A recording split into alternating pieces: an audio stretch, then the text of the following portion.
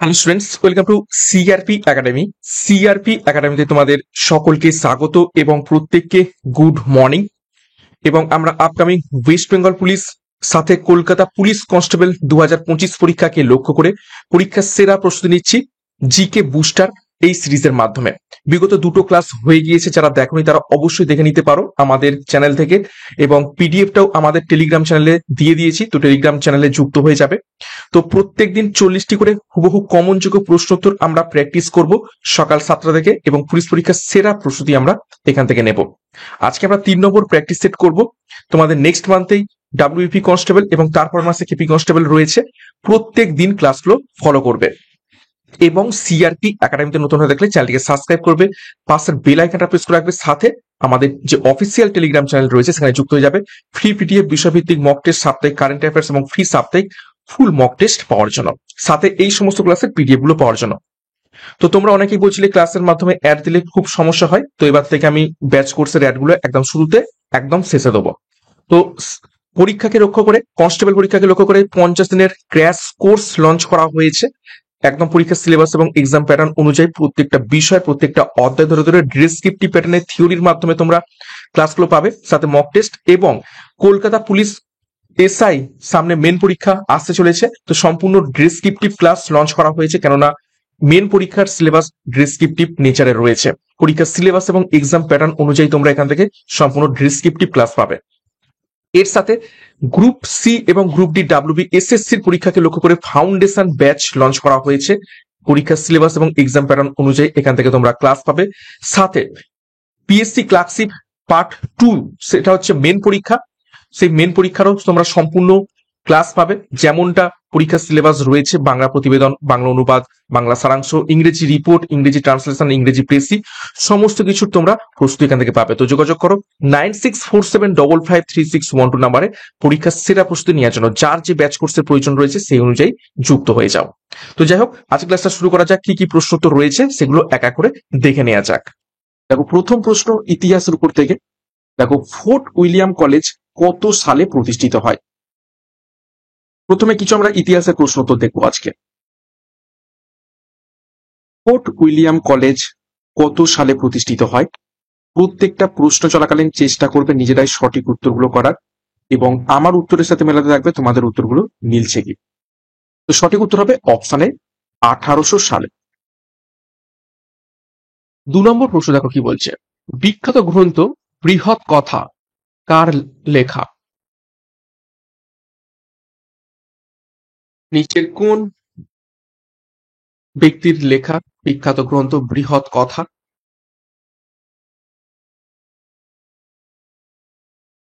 সঠিক উত্তর হয়ে যাবে অপশন এ, গুণাধ্যায়। গুণাধ্যায় লেখা বৃহৎ কথা। দেখো, বিখ্যাত গ্রন্থ বৃহৎ কথা গুণাধ্যায় লিখেছেন, এবং তিনি কি ছিলেন? তিনি সাতবাহন রাজা হালা, সেই হালার দরবারে মহান পণ্ডিত ছিলেন। নেক্সট দেখো 3 নম্বর প্রশ্ন। সত্যমেব জয়তে বাক্যটি নিচের কোন উপনিষদে উল্লেখ আছে? প্রশ্নটিকে ভিভিআই করো, খুবই গুরুত্বপূর্ণ প্রশ্ন।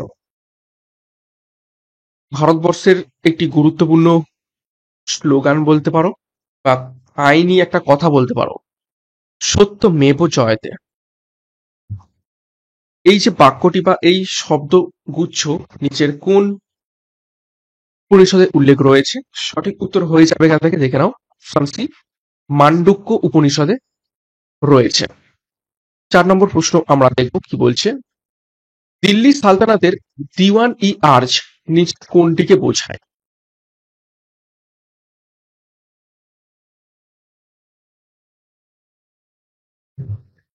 দিল্লির সালতানাত অর্থাৎ দিল্লির যখন সুলতান বংশ ছিল তখন দিওয়ান ই আর্জ বলতে নিচের কোন বিভাগকে বোঝানো হচ্ছে?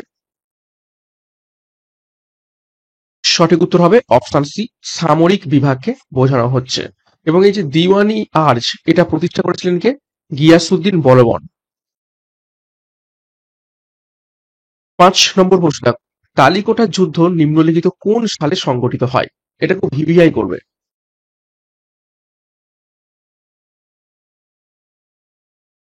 নিচের কোন সালে তালিকোটা যুদ্ধ সংগঠিত হয়েছিল?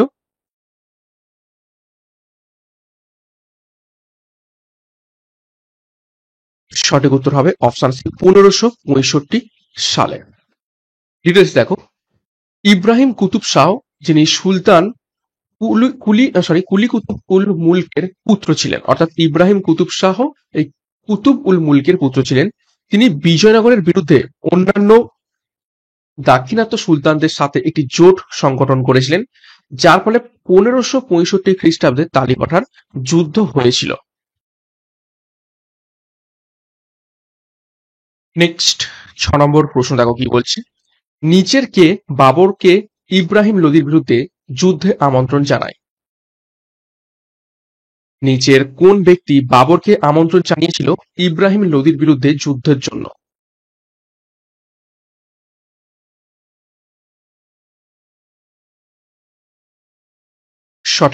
সঠিক উত্তর হবে অপশন এ দৌলত খান লোদি। দৌলত খান লোদি বাবরকে আমন্ত্রণ জানিয়েছিল ইব্রাহিম লোদির বিরুদ্ধে যুদ্ধের জন্য, এবং সেই বিখ্যাত যুদ্ধ 1526 খ্রিস্টাব্দ কোন যুদ্ধ হয়েছিল? যুদ্ধ হয়েছিল পানিপথের প্রথম যুদ্ধ। পানিপথের প্রথম যুদ্ধ, বাবর বনাম ইব্রাহিম লোদি। নেক্সট 7 নম্বর প্রশ্ন দেখো, ভারতীয় অস্থিরতার জনক বা ফাদার অফ ইন্ডিয়ান আনরেস্ট কাকে বলা হয়ে থাকে? আমরা দেখো 6খানা প্রশ্ন, 3টে প্রাচীন ভারত থেকে, 3টে মধ্য ভারত থেকে, এবার আমরা 4খানা প্রশ্ন 7 থেকে 10 পর্যন্ত আধুনিক ভারত থেকে করব। তো ভারতীয় অস্থিরতার জনক Indian father of Indian unrest বলা হয়ে থাকে অপশন ডি বাল গঙ্গাধর তিলককে বলা হয়ে থাকে।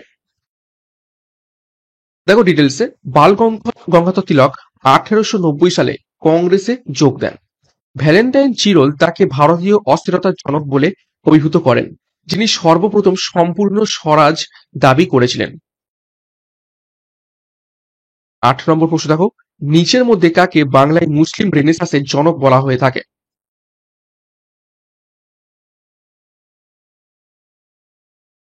নিচের কোন ব্যক্তিকে বাংলায় মুসলিম রেনেসাঁসের জনক বলা হয়ে থাকে?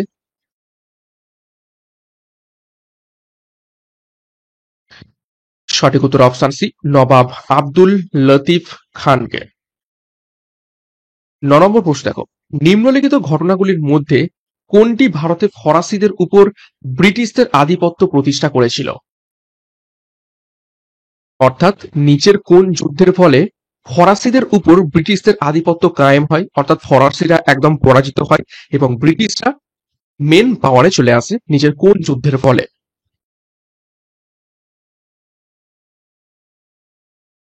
সঠিক উত্তর হবে দেখো অপশন বি ওয়ান্ডি আসের যুদ্ধ। এটা ওয়ান্দিবাস বা অনেক সময় বন্দিবাস বলে, বন্দিবাস, ঠিক আছে, যাই বলো না কেন ইংলিশে এটা ওয়ান্দিবাস বলা হয়ে থাকে। তো ওয়ান্দিবাসের যুদ্ধের ফলে ব্রিটিশদের পরাজিত করে ফরাসিদের পরাজিত করে ব্রিটিশরা এবং ব্রিটিশ আধিপত্য কায়েম হয়। ডিটেলস দেখো, দেখো স্যার আয়রে কুটের অধীনে ব্রিটিশ বাহিনী 1760 সালে ওয়ান্দিবাসের যুদ্ধে ফরাসিদের পরাজিত করে এবং পন্ডিচেরি অবরোধ করে।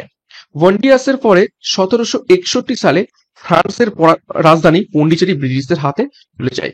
তো ওয়ান্ডিবাসের যুদ্ধ কত সালে হচ্ছে? 1760 সালে হচ্ছে। এইখান থেকেও পরীক্ষায় প্রশ্ন এসে থাকে। 10 নম্বর প্রশ্ন দেখো, শ্রীরঙ্গপত্তনমে ট্রি অফ লিবার্টি কে রোপণ করেছিলেন?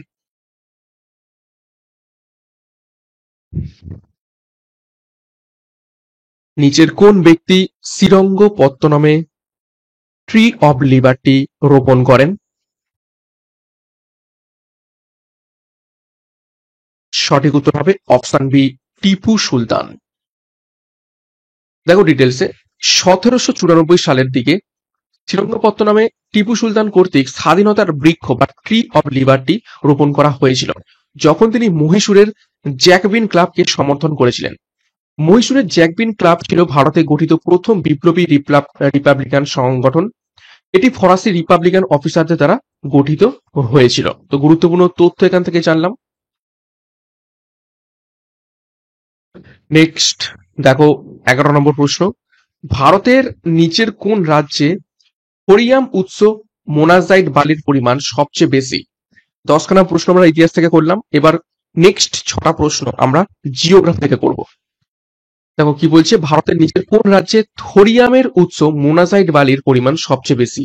অর্থাৎ মোনাজাইট নামক একটি বালি আছে, সেই মোনাজাইট বালিতে থোরিয়াম পাওয়া যায় এবং সেই বালির পরিমাণ নিচের কোন রাজ্যে সব থেকে বেশি দেখতে পাওয়া যায়? সঠিক উত্তর হয়ে যাবে অপশন বি, কেরালা। 12 নম্বর প্রশ্ন দেখো, বন্যা সমভূমির স্তরের উপরে প্রাচীন পলিমাটি নিচের কোনটির নামে পরিচিত রয়েছে?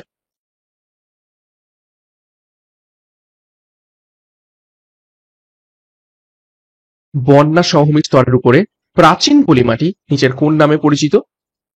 তো প্রাচীন পলিমাটিকে বলা হয়ে থাকে অপশন সি, ভাঙ্গর।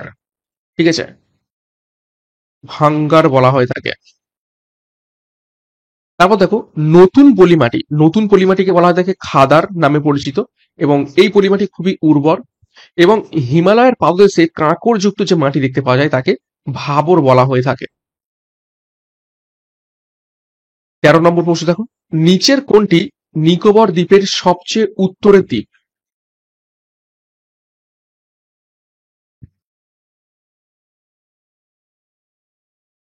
13 নম্বর প্রশ্নের সঠিক উত্তর কি হবে? নিচের কোনটি নিকোবর দ্বীপের সবচেয়ে উত্তরের দ্বীপ? তো সঠিক উত্তর হবে এখান থেকে অপশন বি, কার নিকোবর। কার নিকোবর নিকোবর দ্বীপপুঞ্জের সব থেকে উত্তরের দ্বীপ। দেখো, নিকোবর দ্বীপের সবচেয়ে উত্তরের দ্বীপ হলো কার নিকোবর এবং 10 ডিগ্রি চ্যানেল আন্দামান দ্বীপপুঞ্জ এবং নিকোবর দ্বীপপুঞ্জকে একে অপর থেকে পৃথক করেছে। এইটাকে স্টার মার্ক করবে। 14 নম্বর প্রশ্ন দেখো, ভারতের নিচের কোন রাজ্যে সাক্ষরতার হার সবচেয়ে বেশি?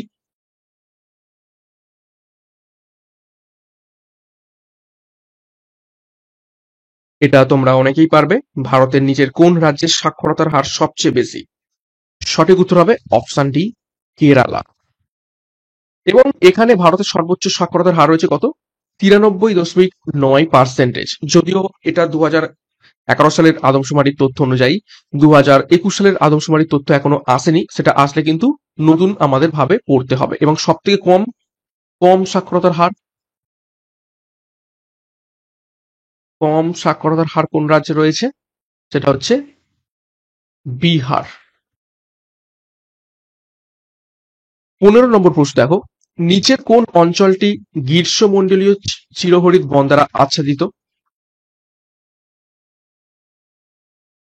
4টে অঞ্চলের নাম দেওয়া রয়েছে, আরাবল্লী পর্বতমালা, পূর্বঘাট পর্বতমালা, বিন্ধ্যাঞ্চল নাকি পশ্চিমঘাট পর্বতমালা। তো কি বলছে, নিচের কোন অঞ্চলটি গ্রীষ্মকালীন চিরহরিৎ বন দ্বারা আচ্ছাদিত? সঠিক উত্তর অপশন ডি, পশ্চিম ঘাট পর্বতমালা। 16 নম্বর প্রশ্ন দেখো, ভারতের ভূমির আয়তন কত মিলিয়ন বর্গ কিমি? ভিভিআই করবে।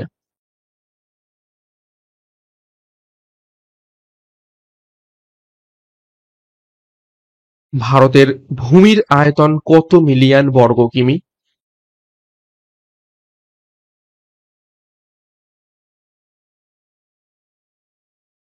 সঠিক উত্তর হবে অপশন বি, 3.28 মিলিয়ন বর্গ কিমি।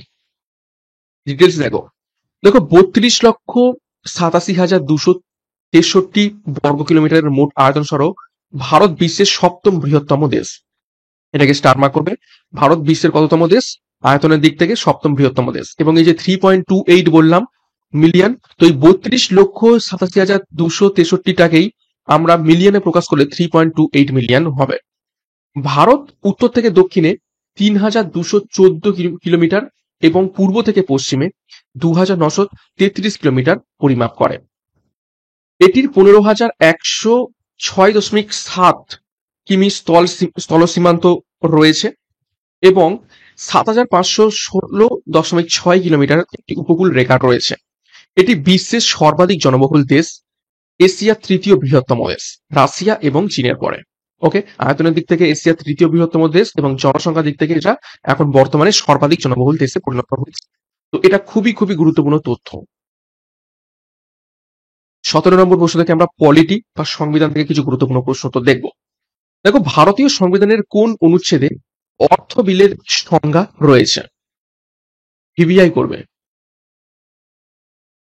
এই ধরনের প্রশ্নই তোমাদের পিএসসি ফুড এসআই পরীক্ষাতে আসতে চলেছে এবং সেই ধরনের প্রশ্নই আমি রাখার চেষ্টা করছি। মিস করবে না ক্লাসগুলো। 50টা করে আমরা প্রশ্নোত্তর করাচ্ছি ইউটিউবে।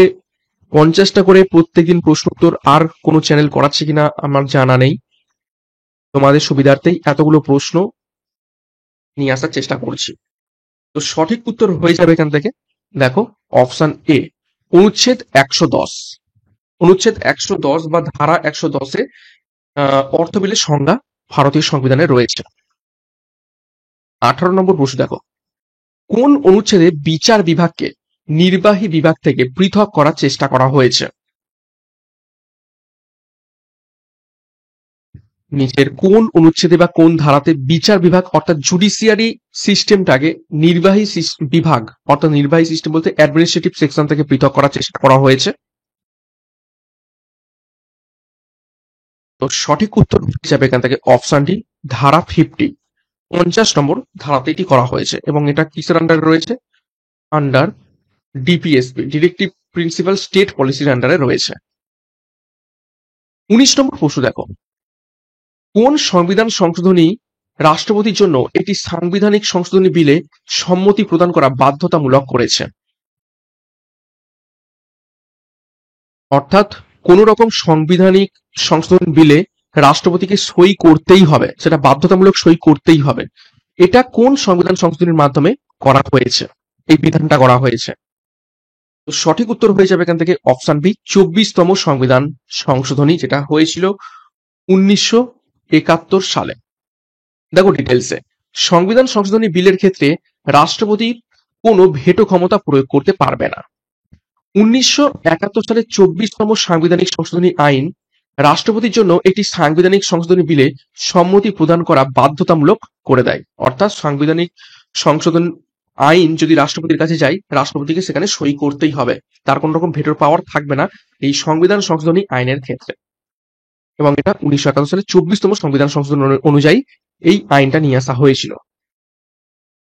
20 নম্বর প্রশ্ন দেখো, ভারতের নিচের কোন প্রধানমন্ত্রী তার শাসন আমলে সংসদে যাননি? স্টার মার্ক করবে প্রশ্নটিকে। নিচের কোন প্রধানমন্ত্রী তার শাসন আমলে সংসদে একবারও যাননি? সঠিক উত্তর হবে দেখো অপশন এ, চৌধুরী চরণ সিং। ঠিক আছে, এটা চৌধুরী বা চৌধুরী করা রয়েছে, তো চৌধুরী চরণ সিংও বলতে পারো। দেখো এটি ছিল চৌধুরী চরণ সিং, যিনি 28শে জুলাই 1979 থেকে 14ই জানুয়ারি 1980 পর্যন্ত ভারতের প্রধানমন্ত্রী ছিলেন। তিনি কখনোই লোকসভায় যোগ দেননি, কারণ ভারতীয় জাতীয় কংগ্রেস লোকসভার বসার আগে তার সমর্থন প্রত্যাহার করে নেয়। 21 নম্বর প্রশ্ন দেখো, নিচের কোন ধারাটি ভারতীয় সংবিধানে বাজেটের সাথে সম্পর্কিত রয়েছে?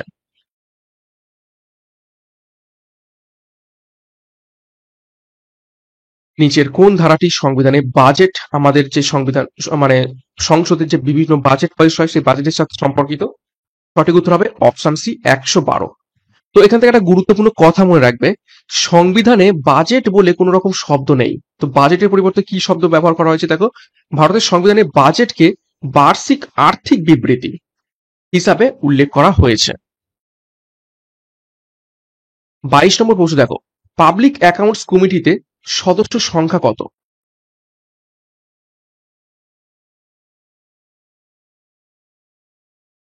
নিচের কতজন সদস্য থেকে থাকে পাবলিক অ্যাকাউন্টস কমিটিতে? সঠিক উত্তর এখান থেকে হয়ে যাবে অপশন বি, 22 জন সদস্য থাকে। ডিটেলসে দেখবো, দেখো বর্তমানে পাবলিক অ্যাকাউন্টস কমিটিতে 22 জন সদস্য থাকে। এই 22 জনের মধ্যে থেকে লোকসভা থেকে থাকে 15 জন এবং রাজ্যসভা থেকে 7 জন, এইভাবে টোটাল 22 জনকে নিয়ে গঠিত হয়। এই কমিটি 1921 সালে প্রতিষ্ঠিত হয় এবং সংসদের সব থেকে পুরাতন কমিটি হচ্ছে পাবলিক অ্যাকাউন্টস কমিটি। তো 6খানা প্রশ্ন আমরা পলিটি থেকে করে ফেললাম। এবার আমরা নেক্সট 4টে প্রশ্ন ইকোনমিক্স এর মধ্যে থেকে করব। দেখো 23 নম্বর প্রশ্ন, বিশ্ব ব্যাংকের সদর দপ্তর কোথায় অবস্থিত রয়েছে?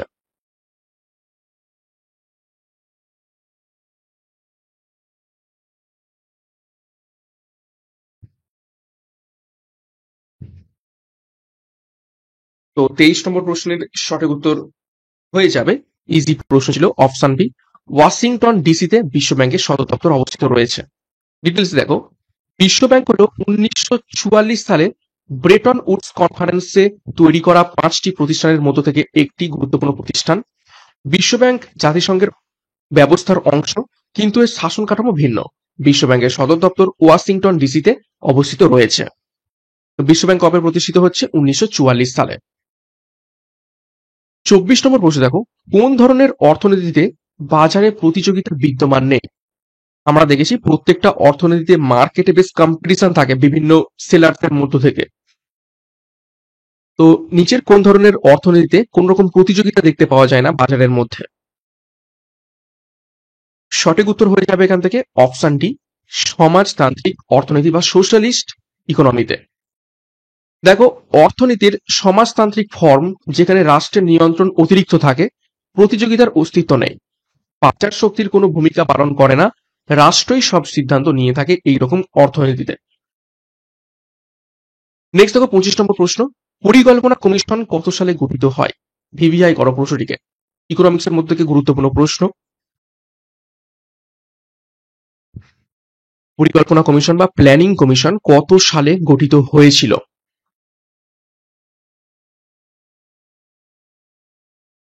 সঠিক উত্তর হবে অপশন সি, 15 মার্চ 1950 সালে।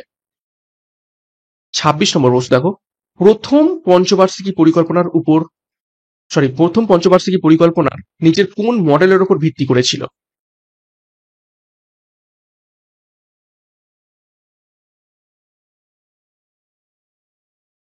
তো সঠিক উত্তর হয়ে যাবে অপশন এ, হ্যারল্ড ডমার মডেলের উপর ভিত্তি করে প্রথম পঞ্চবার্ষিকী পরিকল্পনা করা হয়েছিল।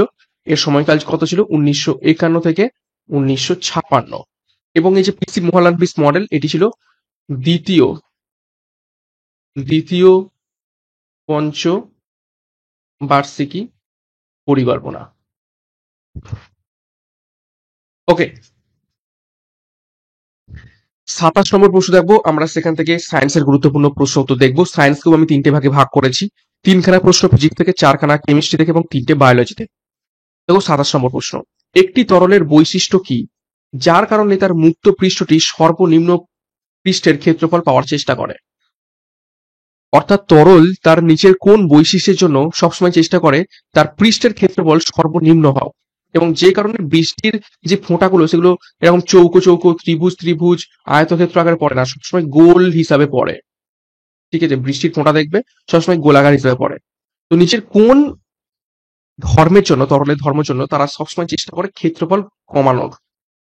তো সঠিক উত্তর হবে এখান থেকে অপশন সি, পৃষ্ঠটান, অর্থাৎ সারফেস টেনশন।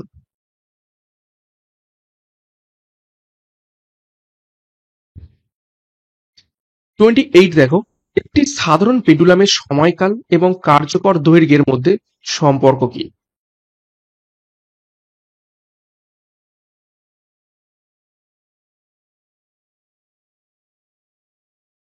28 নম্বর প্রশ্নের সঠিক উত্তর হয়ে যাবে অপশনটি T proportional to root over L.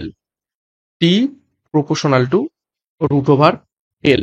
এখানে টি সমান হচ্ছে সময়কাল, আর এল হচ্ছে পেন্ডুলামের দৈর্ঘ্য। ঠিক আছে, নেক্সট দেখো 29 নম্বর প্রশ্ন, পরম শূন্য তাপমাত্রায় নিচের কোনটি ঘটে? 4টে অপশন দেখো, একটি গ্যাসের আণবিক গতি বন্ধ হয়ে যায়, জল জমে যায়, সমস্ত গ্যাস তরলে পরিণত হয়ে যায়, নাকি সমস্ত গ্যাস কঠিনে পরিণত হয়। তো পরম শূন্য তাপমাত্রায় নিচের কোন ঘটনাটি ঘটতে দেখতে পাওয়া যায়?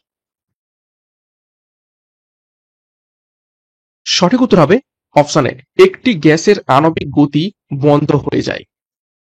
ডিটেলস দেখো, কেলভিন স্কেলের 0 কেলভিন, যা একটি থার্মোডাইনামিক তাপমাত্রা স্কেল, এবং সেলসিয়াস স্কেলে 273.15 ডিগ্রি, এটি হচ্ছে সেলসিয়াস স্কেল, এটা হচ্ছে মাইনাস হবে, -273.15 ডিগ্রি।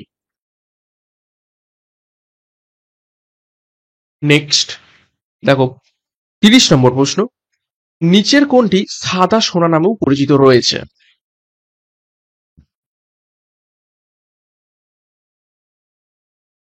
নিচের কোন মৌলটি সাদা সোনা নামে পরিচিত?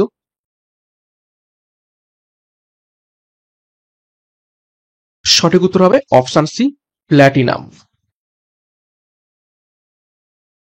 31 দেখো অ্যাভোগাড্রোর সংখ্যার মান হলো নিচের কোনটি? ভিভিআই করো। সবগুলোই একই লেখা রয়েছে, শুধু মাথার যে পাওয়ার গুলো 22, 23, 24, 25 রয়েছে। তো অ্যাভোগাড্রোর সংখ্যার মান কত? সঠিক উত্তর হবে অপশন বি, 6.023 ইন্টু 10⁻23 হয়ে যাবে অ্যাভোগাড্রোর সংখ্যার মান। 32 দেখো স্টেনলেস স্টিল তৈরি করতে লোহার সঙ্গে ব্যবহৃত গুরুত্বপূর্ণ ধাতু হলো নিচের কোনটি?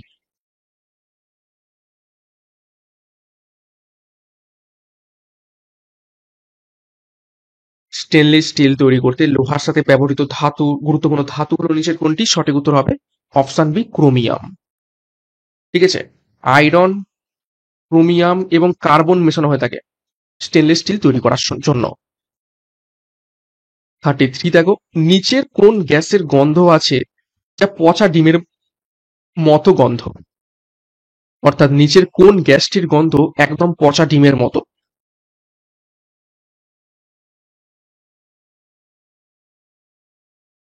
চারটা অপশন দেখো, hydrogen sulphide, die ethyl cyclohexane, chlorine নাকি অ্যামোনিয়া। তো সঠিক উত্তর হয়ে যাবে পচা ডিমের মতো গন্ধ, option A hydrogen sulphide, H2S। Next দেখো 34, জীবন বিজ্ঞানের মধ্যে থেকে তিনখানা প্রশ্ন তো দেখবো। মানব দেহের কোন অংশ গ্লাইকোজেন সঞ্চয় করে? ভিভিআই করো।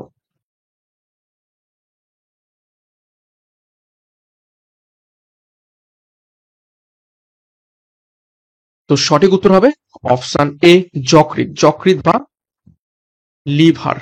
লিভার মানবদেহের সেই অংশ যেটা গ্লাইকোজেন সঞ্চয় করে থাকে। 35 দেখো নিচের কোনটিকে বাস্তুতন্ত্রের স্ক্যাভেঞ্জার বলা হয়ে থাকে?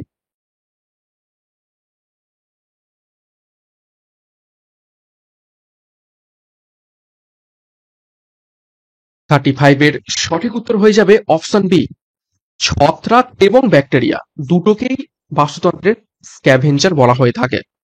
যদি এখানে ছত্রাক না থাকতো তাহলে উত্তর শুধু ব্যাকটেরিয়া হতো। 36 দেখো একজন মানুষের কয়টি কুশেরুকা অর্থাৎ ভার্টিব্রি থাকে? ভিভিআই প্রশ্ন এটাও।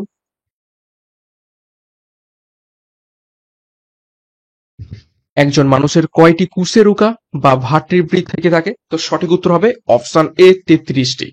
ডিটেলসে দেখো কুশেরুকার কলামে সাধারণত 33টি কুশেরুকা থাকে এবং এই 33টা কুশেরুকাকে কিভাবে ভাগ করা হচ্ছে দেখো, 24টি প্রিসাক্রাল কুশেরিকা এবং এই 24টা প্রিসাকুলের মধ্যে থাকে 7টি সার্ভিকাল, 12টি থোরাসিক এবং 5টি লাম্বার। এবং তারপরে স্যাক্রাম থাকে দেখো কটা, 5টি ফিউজড স্যাক্রাল কুশেরুকা এবং কক্সিক থাকে 4টে। তো টোটাল মোট 33টা কুশেরুকা বা ভার্টিব্রি থেকে থাকে মানব শরীরে। নেক্সট দেখো স্ট্যাটিক জিকে থেকে 8খানা প্রশ্ন দেখবো। দেখো বার্না বেলা কাপ, জয়ালক্ষ্মী কাপ যেটা মহিলা বিভাগে দেয়া হয়ে থাকে কোন খেলার সঙ্গে যুক্ত রয়েছে?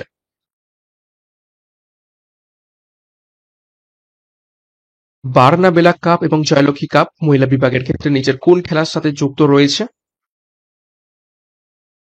সঠিক উত্তর হবে অপশন বি, টেবিল টেনিস খেলার সাথে যুক্ত রয়েছে। 38 দেখো শ্বেত বিপ্লবের জনক কাকে বলা হয়ে থাকে? হোয়াইট রিভলিউশন, তার জনক কাকে বলা হয়ে থাকে নিচের কোন ব্যক্তিকে?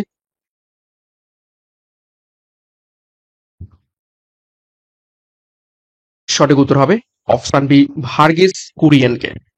এবং শ্বেত বিপ্লব দুগ্ধ উৎপাদনের পদ বৃদ্ধির সাথে যুক্ত ছিল। নেক্সট দেখো 39, ন্যাশনাল সিকিউরিটি প্ল্যানিং এটি কোন দেশের গুপ্তচর সংস্থা?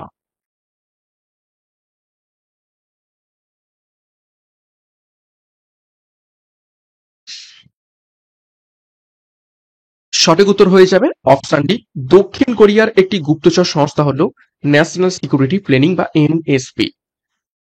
40 নম্বর প্রশ্ন দেখো শিলিগুড়ি শহরটি কোন নদীর তীরে অবস্থিত রয়েছে?